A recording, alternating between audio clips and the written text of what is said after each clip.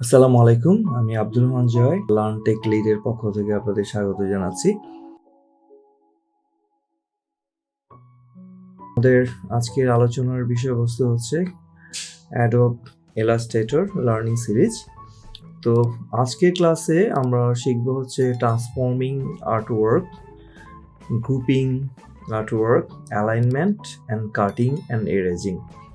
তো ফার্স্ট আমরা এখানে যে ওয়ার্কিং ফাইলগুলো ইউজ করছি, এই ওয়ার্কিং ফাইলগুলো এই ভিডিওতে এদের ডাউনলোড লিঙ্কসটা দিয়ে দেওয়া হবে এআই ফাইল ফরম্যাটে। সেটা আপনারা ডাউনলোড করে ওপেন করে এটার উপর একটা প্র্যাকটিস করতে পারবেন। অ্যাকচুয়ালি এগুলো প্র্যাকটিসের জন্য তৈরি করা আছে। তো ঠিক আছে, শুরু করা যাক। তো ট্রান্সফর্মিং বলতে আমরা বুঝি যে একটা আর্টওয়ার্ক এর আমরা এই যে ট্রান্সফর্ম টুল যেটা আসে এটার মাধ্যমে আমরা এর সাইজ, তারপর আসে এর রোটেশন, এর স্কেলিং, মুভ, পজিশনিং সবগুলো আমরা করতে পারি। একটা হচ্ছে আমরা এই টুলসের সাহায্যে করতে পারি, আরেকটা হচ্ছে এখানে আমাদের যে ট্রান্সফর্ম প্যানেলস আছে এই প্যানেল থেকে আমরা এই কাজটা করতে পারি। তো ঠিক আছে, ফার্স্ট আমরা এই সার্কেলটাকে একটু ছোট করে নিয়ে এখান থেকে আমি মুভ করে এটার উপরে বসিয়ে দেই। ঠিক আছে, তো সেম কাজটাই আমি চাইলে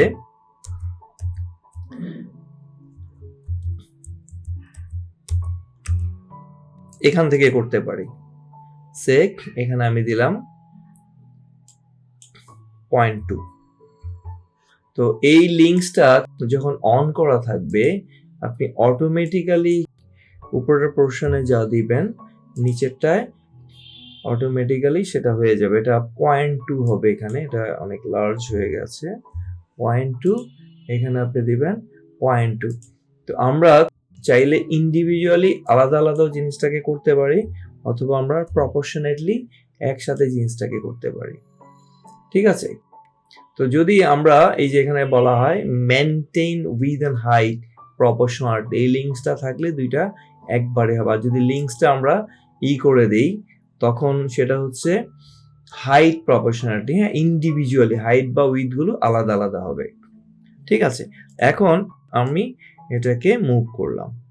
আচ্ছা, এই যে আমরা সেম কাজটাও কিন্তু আমরা এখানে এক্স এন্ড ওয়াই থেকে জিনিসটা করতে পারি। এখানে আমি যদি এটার ভ্যালু 3 দেই, ঠিক একইভাবে এই যে এখানে এটা শিফট হয়ে গেছে। বুঝে গেছে? আচ্ছা, তো আমরা চাইলে এই যে আমাদের স্মার্ট গাইড আছে, আমরা যখন কোনো আর্টওয়ার্ক ওপেন করব এখানে আমাদের স্মার্ট গাইডের একটা অপশনস এই যে এখানে দেওয়া থাকে। তো এটা আমরা এটাকে অন করে নিব। তো স্মার্ট গাইড যখন অন থাকবে তো আমাদের এর মাধ্যমে এই যে আমাদের পজিশনিং গুলো শো করে। আচ্ছা, এইগুলো হচ্ছে আমার মুভমেন্ট। এখন আমি চাচ্ছি এই ফ্লাওয়ারটাকে মুভ করে এর উপর নিয়ে আসবো। তো তার আগে এটাকে আমি রোটেট করে নিই। রোটেটটা হচ্ছে আমরা সরাসরি এভাবে করতে পারি, অর আমরা চাইলে এখানে ওর একটা ডিগ্রি অ্যাঙ্গেল আছে, ডিফারেন্ট ডিগ্রিতে ওকে আমি রোটেট করতে পারি।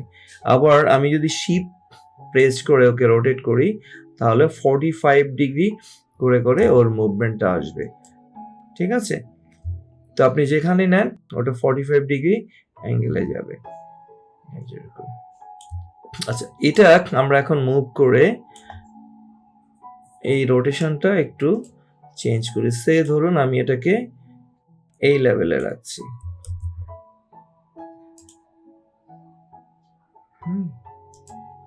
এই যে এরকম। এরপরে আমরা চাইলে এটাকে যদি আমি শিফট চেপে বড় করি তখন গ্র্যাজুয়ালি সব জায়গা থেকে এটা একবারে বড় হবে। অল্টার এবং শিফট যদি প্রেস করি, আর যদি নর্মালি করি তাহলে যে কোনো একদিকে আমাদের এটা বাড়বে। তো এই হচ্ছে মোটামুটি আমাদের ট্রান্সফর্ম অ্যান্ড রোটেশনস। আচ্ছা, রোটেশন এখনো শেষ হয়নি। এখন আমি এই আর্টওয়ার্কটাকে এখানে সেট করে দেই। যেখানে সেট করতে হবে এমন না, জাস্ট প্রেজেন্টেশনের জন্য। আচ্ছা, এর বাইরেও আরো কিছু রোটেশন সিস্টেমস আছে, যেমন এটাকে যদি আমি রোটেট করে জাস্ট এটার মতো করতে চাই, এখন যদি এটাকে আমি রোটেট করে এটা কিন্তু এইভাবে হয়ে যায়। আসলে এটা প্রপার ওয়ে না। তো এখন রোটেশন টুলসে আমি যখন ক্লিক করবো, এখানে একটা রোটেট টুলস আছে, তখন এর একটা রেফারেন্স পয়েন্টস এখানে আসে। এই রেফারেন্স পয়েন্টটা যদি আমি এই কর্নার থেকে দিই এবং সাথে সাথে আমি যদি এটাকে রোটেট করি, অটোমেটিক্যালি এটা সেট হয়ে যাবে। শিফট চেপে আমি দিয়ে দিলাম, ম্যাগনেটের মতো লেগে যাবে। আর এমনি দিলে হয়তো একটু বেশি হতে পারে, কম বেশি হতে পারে। তো রেফারেন্স পয়েন্টটা যেখানে থাকবে সেটাকে কেন্দ্র করেই মূলত এই রোটেশনসটা কাজ করে। তাহলে আমাকে আলাদা করে দেন আবার পজিশনিং করতে হবে। এই হচ্ছে মোটামুটি আমাদের ট্রান্সফর্ম অ্যান্ড রোটেশনস। তো ঠিক আছে, একটা ব্রেক নিন, আমরা এর পরের চ্যাপ্টারটা একটু পরেই শুরু করছি, বা আপনারা একটু প্র্যাকটিস করে দেন পরের অংশটা করবেন। এখন আমরা আলোচনা করব হচ্ছে গ্রুপস অবজেক্ট। হ্যাঁ, তো গ্রুপ মানে হচ্ছে অনেক সময় আমাদেরকে কোনো একটা জিনিস মুভ করার ক্ষেত্রে আমরা যদি সেটাকে গ্রুপ করে নিই, আমরা চাইলে যেমন এটা ধরুন আপনি মুভ করছেন, আর্টওয়ার্ক ফিট করে নেবেন, যেমন ধরুন এটাকে আপনি মুভ করবেন অন্য জায়গায়। এখন এটা কিন্তু প্রত্যেকটা পার্টস ইন্ডিভিজুয়ালি ড্র করা হয়েছে। এটা যদি আমি এখানে টান দিই, এটা আলাদা হয়ে যাবে। আমরা চাইলে পুরোটাকে সিলেক্ট করে এখান থেকে এই যে গ্রুপ, অথবা আরেকটা জায়গা আছে অবজেক্টে গিয়েও আপনি গ্রুপ করে নিতে পারবেন। হ্যাঁ, এখন আনগ্রুপ শো করছে কারণ এটা গ্রুপ করা আছে। তো এটাকে এর প্রপার জায়গায় আমরা সেট করি। এটাকে এখানে কেন সেট করেছি, কারণ আগের ফাইলে এটা এখানে ছিল। আপনি চাইলে যে কোনো জায়গায় এটাকে শিফট করতে পারেন। তারপরে যেমন এটাও কিন্তু আনগ্রুপ আছে, এটাকে আমরা গ্রুপ করে এখানে নিয়ে মুভ করে দেব। আচ্ছা, এখানে দেখেন এটা যখন বোর্ডটা যখন আমি ওখানে শিফট করেছি, ওটা ওয়েব এর নিচে গেছে। কারণটা হচ্ছে বোর্ডটা ড্র করার পরে এই ওয়েবটা ড্র করা হয়েছে। তো ইলাস্ট্রেটরের একটা সুবিধা হচ্ছে আপনি লাস্ট যেটা ড্র করবেন সেটা উপরে থাকবে।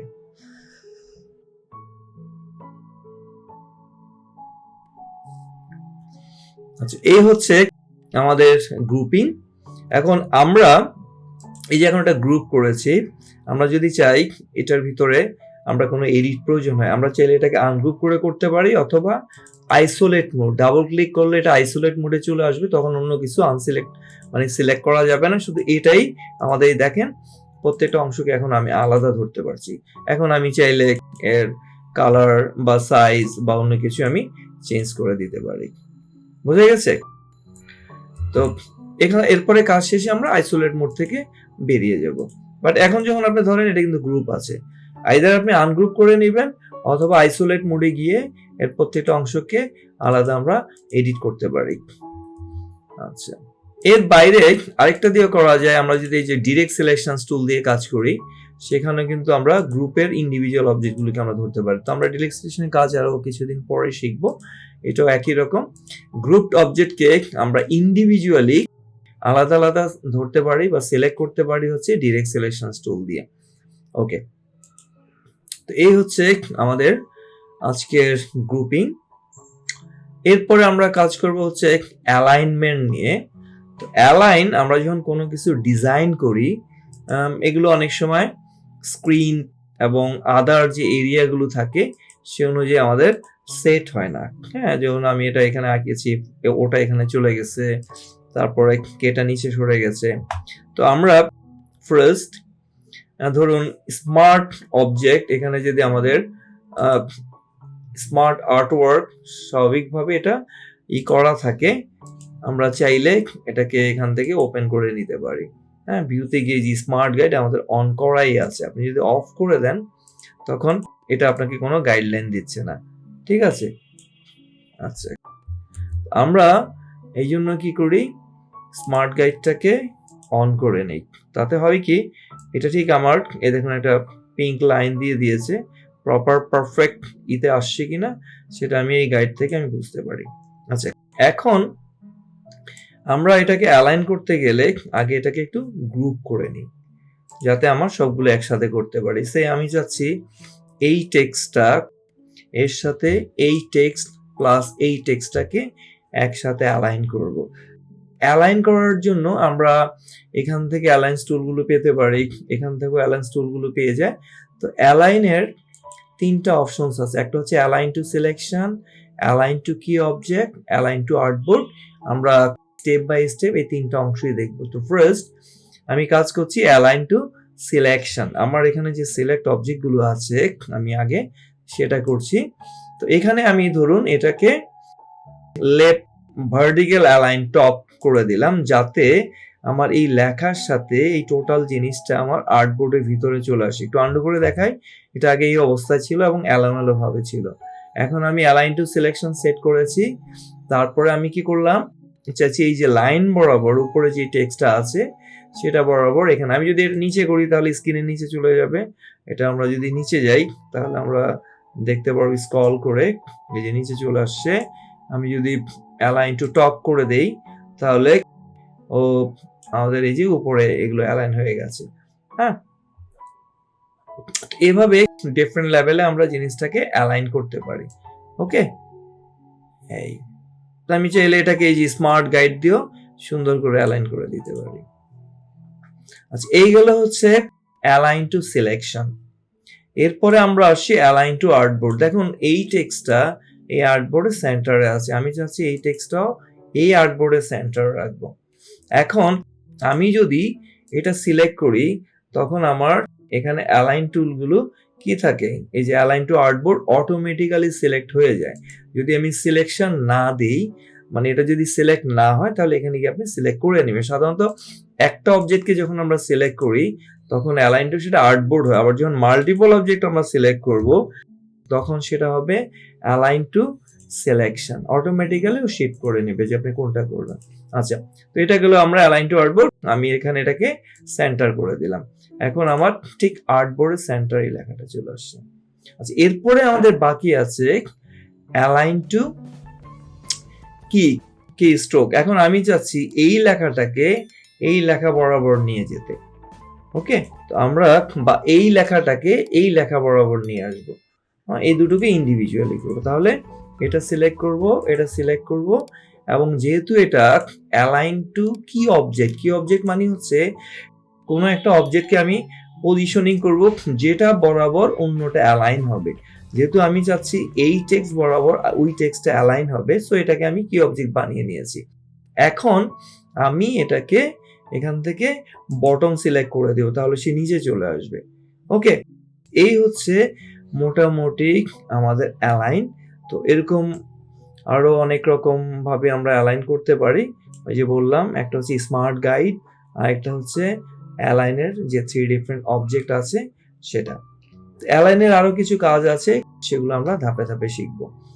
আচ্ছা, একটু ব্রেক নিন, এগুলো একটু প্র্যাকটিস করেন, তারপরে পরের অংশটা প্র্যাকটিস করবেন। ওকে, এরপরে আমরা দেখাবো হচ্ছে কাটিং এন্ড ইরেজিং। এইগুলো আপনাদের কাজের সুবিধার জন্য আগেই তৈরি করে রাখা হয়েছে, না হলে হয় কি ক্লাসটা মানে টাইমলি, ধরুন এগুলো যদি তৈরি করি দেখা যায় আননেসেসারি জিনিসের প্রতি সময় চলে যায়। এই ফাইলগুলো আপনাদের দিয়ে দেওয়া হবে। তো এখন আমরা কাজ করব হচ্ছে, আমি চাচ্ছি এই লেখাটাকেই মাঝখানে নিয়ে আসব, আর এখান থেকে এই অংশগুলো আমি ইরেজ করে দেব। ঠিক আছে, তো ফার্স্ট আমরা এটাকে আগে সিলেক্ট করে নিব। এই দুটোকে সিলেক্ট করার সুবিধাটা হচ্ছে, আমি যখন এখানে ইরেজ করব তখন এই যে এইভাবে ইরেজড হয়ে যাচ্ছে। হ্যাঁ,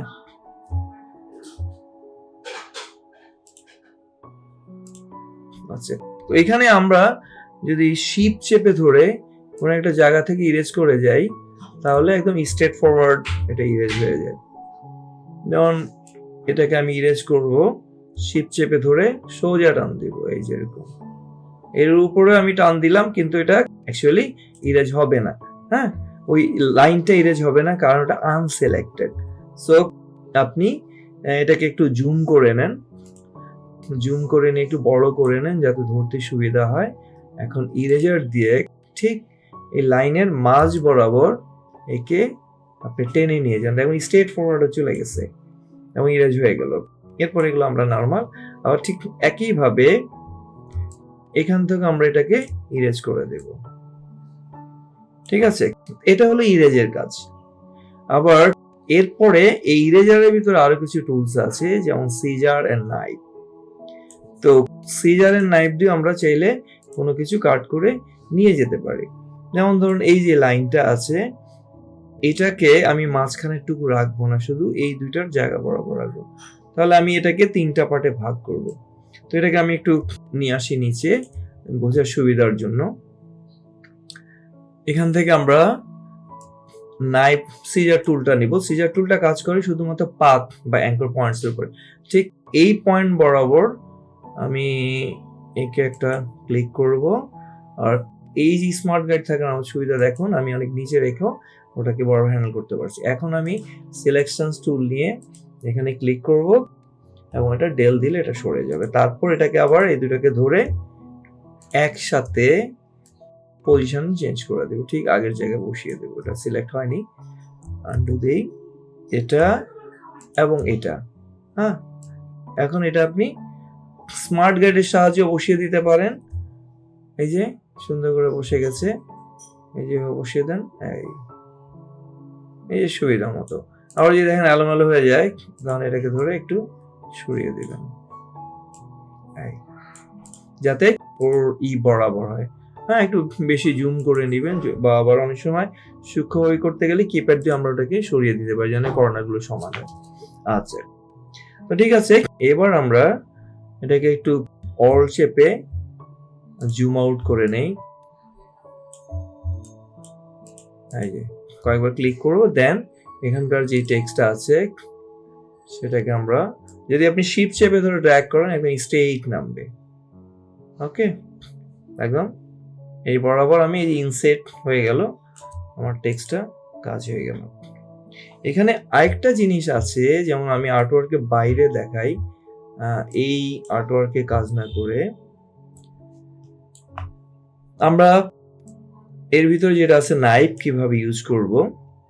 নাইফের মাধ্যমে আমরা যে কোনো অবজেক্টকে, যে কোনো পয়েন্টের কোনো পাথ সিলেক্ট দরকার নেই, যে কোনো পয়েন্ট থেকে ধরে আমি আমার ইচ্ছা মতো ওটাকে কাট করে ফেলতে পারি। এবার আমি এই অংশটা আলাদা, এখন এটাকে আলাদা করবেন, এই যে ধরতে আলাদা সিলেক্ট করে ধরতে হবে।